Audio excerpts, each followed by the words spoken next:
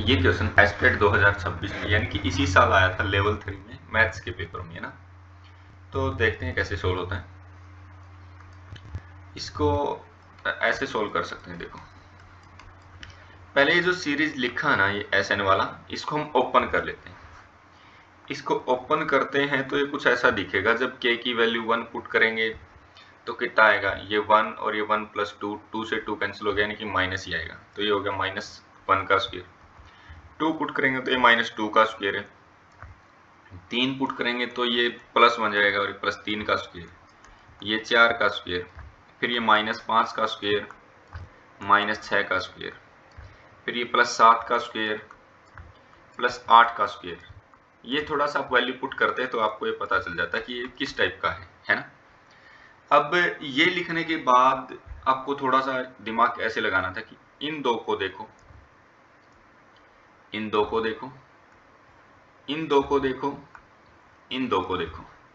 तो फिर इसको मैंने ऐसे लिखा, 3 का स्क्वायर -1 का स्क्वायर प्लस 4 का स्क्वायर -2 का स्क्वायर, 7 का स्क्वायर -5 का स्क्वायर प्लस 8 का स्क्वायर -6 का स्क्वायर। इस टाइप से मैंने लिखा इन सब चीज़ों को, है ना, ऐसे लिखा। तो अब ये हमारा एसएन क्या बना। अब ये जितने भी मैंने पेयर बनाए हैं, इसके ऊपर आपको फॉर्मूला लगाना था A square minus B square, यानी कि a plus B, a minus B वाला, है ना। तो ऐसा करने के बाद सब में क्या हुआ, एक एक चीज कॉमन आ गई। जैसे 3 -1 2 आ गया, 4 -2 2 आ गया, 7 -5 2 आ गया, 8 -6 2 आ गया। तो सब में 2 कॉमन आ गया, है ना। और अंदर में क्या बचा, जैसे 3 + 1 4 बच गया, 4 + 2 6 बच गया, 7 + 5 12 बच गया, 8 + 6 14 बच गया। तो ऐसे आगे की मैं 2 टर्म और लिख देता हूँ ना। इसके बाद हमारा क्या आया था, ये हमारा एक 20 आ गया, उसके बाद हमारा 22 आ गया। इस टाइप से ना मैंने ये 2 टर्म और लिख दिया। अब टोटल 4 n टर्म्स थी, हमने उनके पेयर बनाए, तो ये कितनी टर्म्स होगी, 2 n टर्म्स होगी, है ना। ठीक है, बस ये पैटर्न ही आपको समझना था, ये 2 है। अब मैंने इसमें से कुछ कुछ चीज़ों को अलग कर लिया, जैसे 4 + 8 12, 12 + 8 20, इस टाइप से।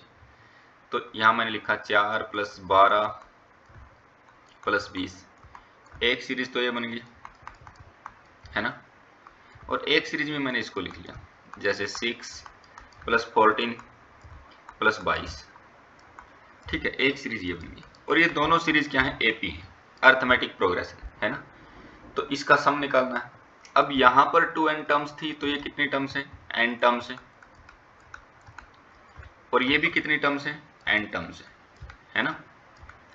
ठीक है, और एपी के n टर्म का फॉर्मूला लगा दो, n/2 2a, 2a यानी कि 2 × 4 8 प्लस n-1 इंटू डी की वैल्यू 8 प्लस n/2 2a यानी कि 12 प्लस n-1 इंटू 8। ऐसा हो गया। दोनों जगह से n/2 को कॉमन निकाल लिया, तो ये ऐसा हो गया 2 × n/2, है ना। अब 8 में 12 ऐड हो गया, तो 8 + 12 कितना हो गया, 20। और ये कितना बन गया, n-1 इंटू 16। 2 से 2 कैंसिल हो गया, तो ये हमारा n बच गया। और यहाँ पर क्या बच गया, 20 - के 16 यानी कि 4, हाँ 20 - 16 4 बच गया, और ये 16n हो गया। तो यहाँ पर ऐसा बच गया 4 + 16n, ये आ गया हमारा ना।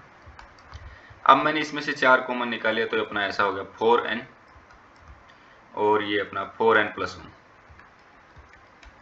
यही एक मेन चीज थी हमारी। तो Sn हमारा जो आया ना, वो ये आ गया 4n 4n + 1, यानी कि एक नंबर तो 4 का मल्टीपल है। ये तो क्या, मल्टीपल ऑफ 4 है, मल्टीपल ऑफ 4, एक नंबर 4 का मल्टीपल है। और ये वाला नंबर क्या है, मल्टीपल ऑफ 4 + 1 है, मल्टीपल ऑफ 4 + 1 है ना। इन्हीं चीजों को देखना था। अब उसने जो आंसर दिए वो बताना है कि इससे कौन सा आंसर बन सकता है। तो अगर मैं n की वैल्यू को अगर मैं n की वैल्यू को पुट कर करके देख लूँ, मैंने n की वैल्यू जैसे 8 पुट करके देखा, तो S8 मेरा क्या बन गया, 4 इंटू 8, 4 इंटू 8 प्लस 1, यानी कि 32 प्लस 33, 8 चौका 32 इंटू 8 चौका 32 और 1 33, इन दोनों को मल्टीप्लाई किया तो हमारा ये आंसर आ गया, है ना। आई होप आपको ये समझ में आया होगा।